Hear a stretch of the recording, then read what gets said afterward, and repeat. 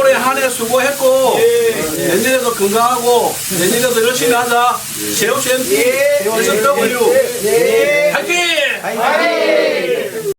December 24, bisperas ng Pasko, at yan nga mag-out na kami galing work. Excited na rin yung mga kasamahan ko dyan kasi maya-mayang gabi ay magkakaroon kami ng tinatawag naming wesik.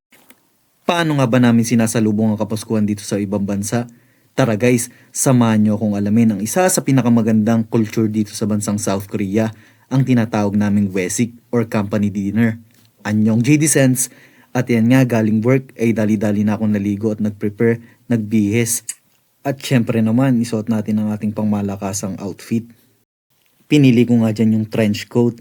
Sinasabihan nga ako ng mga kasamahan ko, "O Dave, sanang lakad, mukha raw pormang-porma ako. Tiis sa lamig, maisuot lang ang magandang pamorma." At buti na lang, medyo warm din sa pakiramdam ang pang-inner clothes ko. At yan nga, naghihintay na sila sa labas dyan, gamit yung Starex ng company namin at driver namin si Boss Coro, yung E7 namin, papunta sa sikdang na kakainan namin. After nga namin makumpleto ay dire-diretso na kami para papunta sa bayan. Doon kasi gaganapin yung wesik or company dinner namin guys. At yan nga, ganito yung tsura namin dito pagkagabi na. Hindi katulad pagka summer, medyo maliwaliwanag pa din. Dito pag pumatak na ang alas 5 5:30 ng hapon, medyo madilim na rin. 6:30 nga pala yung call time namin dito sa sikdang, and naghihintay na rin yung Kwajang Nim, manager, Gisa Nim, driver, and Panjang Nim, team leader namin guys. Approximately mga 10 to 15 minutes ang biyahe papuntang bayan. Pagkarating nga namin dito ay dumiretso na kami dito sa parking area para i-park yung sasakyan ng company. At eto nga, naghihintayan ng mga kasamahan ko dito. Ang gaganda rin ng mga forma nila. Meron nga ako ditong kasamahan, si June, si Chris Dennis, and si Boss Ayo. Pare-parehas ang damit nila, pare-parehas ang jacket nila. Sinasabihan ng mga kasamahan ko, binibiro nga, saan daw sasayaw. And dito nga pala sa bayan, dito rin maraming mga establishment, maraming mga buildings, hotel, and mart na lagi namin pinupuntahan every weekend. Nandito na nga kami sa sikdang na venue ng wesik namin guys. Samahan nyo kami dito sa Minari Samgyupsal. Actually, kala nga namin wala kaming wesik ngayong taon. At buti na lang nagpa-company dinner yung boss namin, and nakakatuwang isipin. Nakakatuwa lang din kasi kahit papano may mga konting salo-salo kaming pinagdaraos dito bago magtapos ang taon. Pagkadating nga namin dito sa restaurant na kakainan namin ay agad-agad na rin namin hinubad ang aming sapatos. Isa yun sa mga culture din dito guys. And yung ibang mga officers, staff, and may mga ibang mga position is sa Seoul head office namin talaga naka-base. Yung president namin dito guys, nakasama namin sa outing namin last year sa Jeju Island. And ngayon, dito lang sa company namin sa lower part ng South Korea, Gyeongsang Namdo, ang mga kasama namin personnel. Pero ganun pa man, kahit talagang hindi kami kumpleto lahat, is talagang masasabi namin na naging enjoy and talagang masaya yung experience namin. Kasi ba naman guys, tingnan nyo naman yung mga pagkain nakahain sa amin that time. Bisperas ng Pasko yan guys.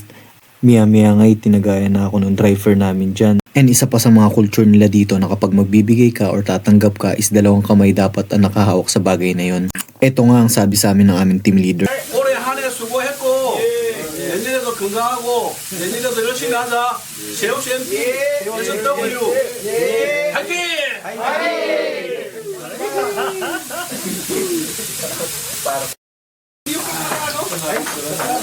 Kamila.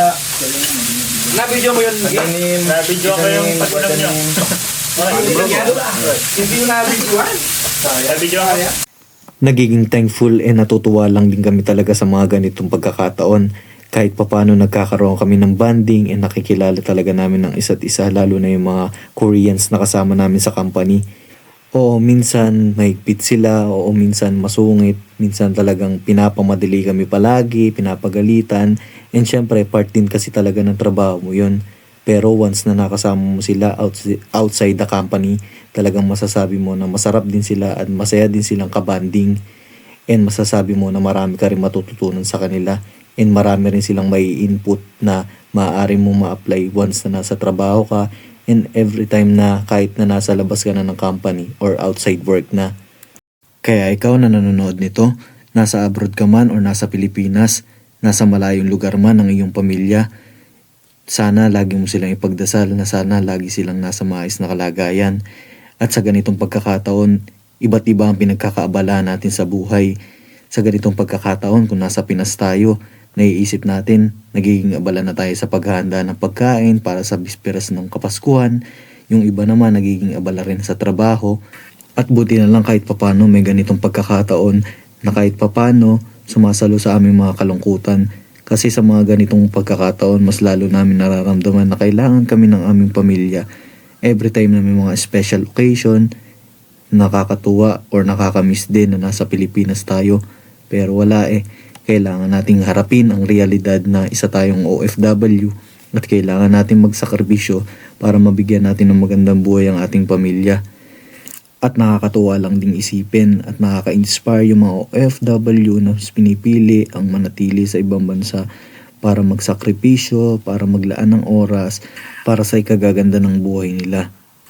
And kung isa ka doon, I salute to you kasi brave ka. Marahil ito rin yung time para sabihin mo sa sarili mo na salamat. And kailangan natin magpasalamat sa nasa itaas dahil binibigyan niya tayo ng kalakasan at na-overcome natin lahat ng struggles and challenges na na-encounter natin dito sa ibang bansa.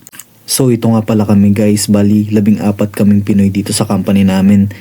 And yung iba mo namin mga kasamahan, meron na ring pamilya, meron na silang college na anak, meron din mga high school na anak, merong elementary na silang mga anak, and meron din naman na baby pa rin. And ganun pa man, kahit iba-iba kami ng status dito, nagkakaisa kami at pinapakita namin sa isa't isa na kailangan namin magtulungan.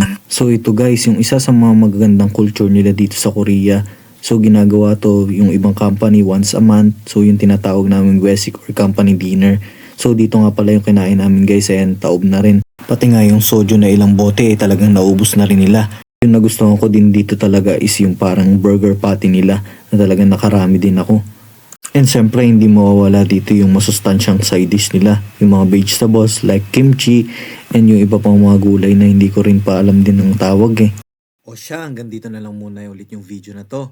This is John Dave Celestial, always saying, keep going to pursue your dreams.